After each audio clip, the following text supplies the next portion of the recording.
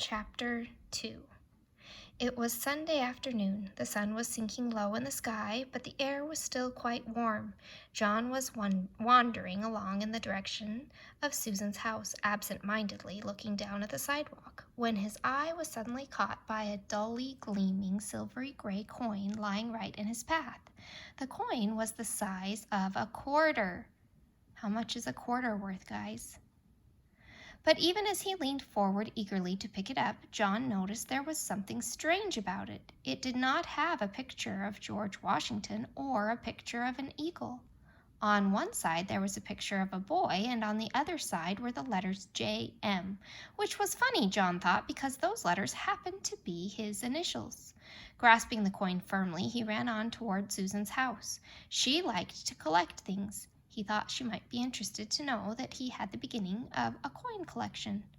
Although he was in the habit of going over to Susan's by the same route once or twice almost every day, this afternoon John found himself turning left where he usually turned right. I always go the same way, he thought. This time, for a change, I'm going a new way. He didn't stop to consider that you cannot go east by going west unless you go all the way around the world. Only 2 blocks along the unfamiliar street, John came to a small corner store. It was a neat red brick building with 2 big show windows. They were full of all sorts of candy. Susan was immediately absolutely forgotten. John pressed his nose against one of the windows. He was imagining the taste of chocolate-covered almonds and chocolate fudge on the other side of the glass when he noticed a man in a white apron standing behind the counter and beckoning to him. What does beckoning mean? Show somebody in your family what it looks like to beckon somebody. John was surprised. He hadn't expected the store to be open on Sunday.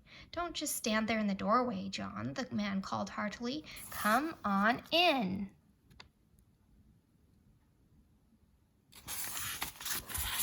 And get some fresh, sweet, creamy chocolate. There's a special sale today.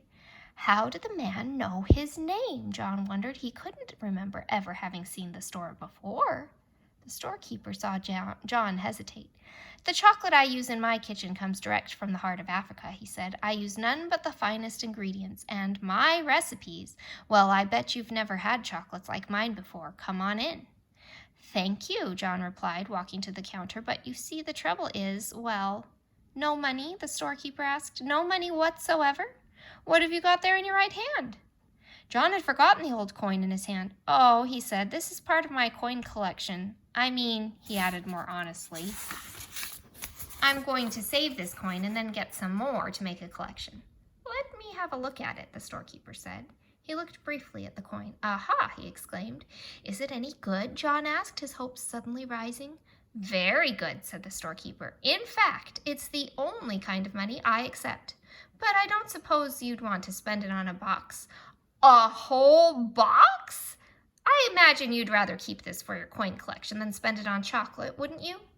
Oh, no, John said. Chocolate any day.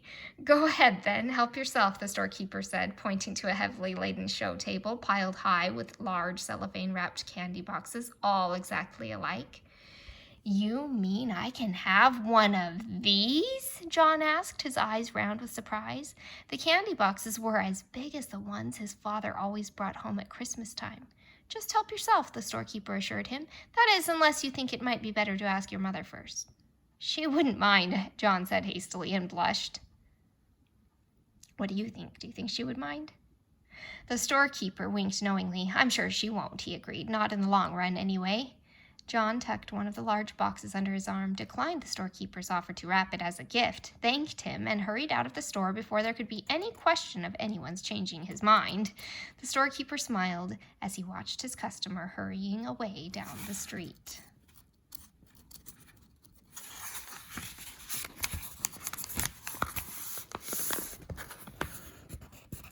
John decided that it might be sensible to enter his house quietly by the way of the kitchen. With the large candy box hidden behind him, he let himself in by the back door and crept up this kitchen stairway on tiptoe toward his own room on the top floor. Just as he was about to round the corner on the second floor to continue his way upstairs, he had to stop for a moment while his father walked by, coming along the hall from the bedroom telephone. Usually, if you feel like you want to hide something from your parents, it's not a good idea, unless it's a birthday present or something like that. That was Mrs. Buttercup on the phone, Mr. Midas called to Mrs. Midas as he walked down the front stairs. She said she was sorry John hadn't been able to get over to play with Susan this afternoon, but it was a good thing in a way, she thought, because Susan's already so excited about her birthday party tomorrow.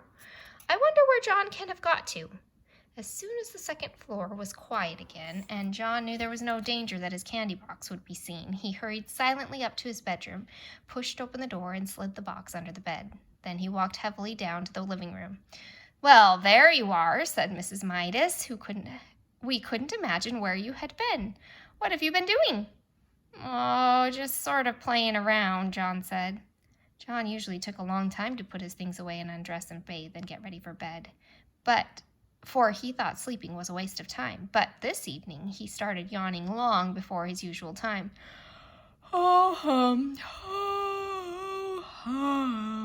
Sleepy, John announced.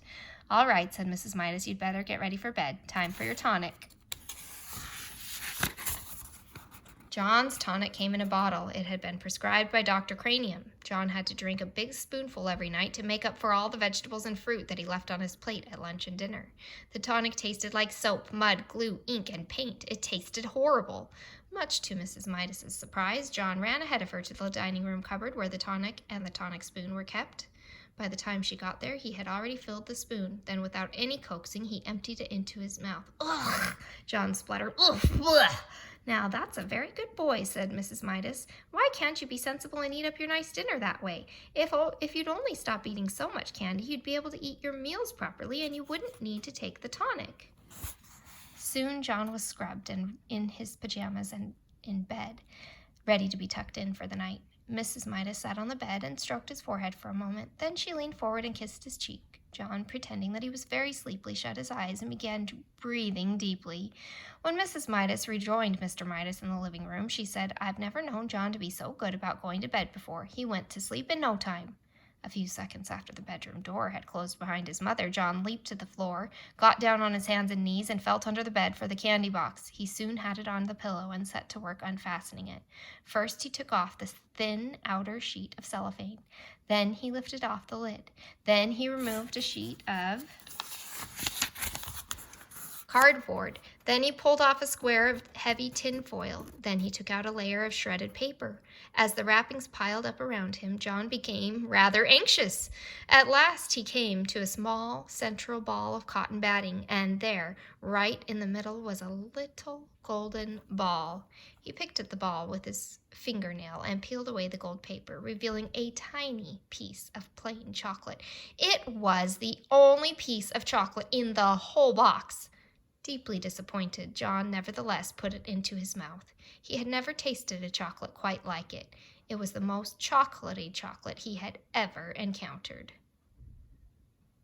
Think about when we learned about advertising. Did he get what it looked like he was getting? He did get chocolate, but was it as much as the box made him think it was? Wonder what will happen next.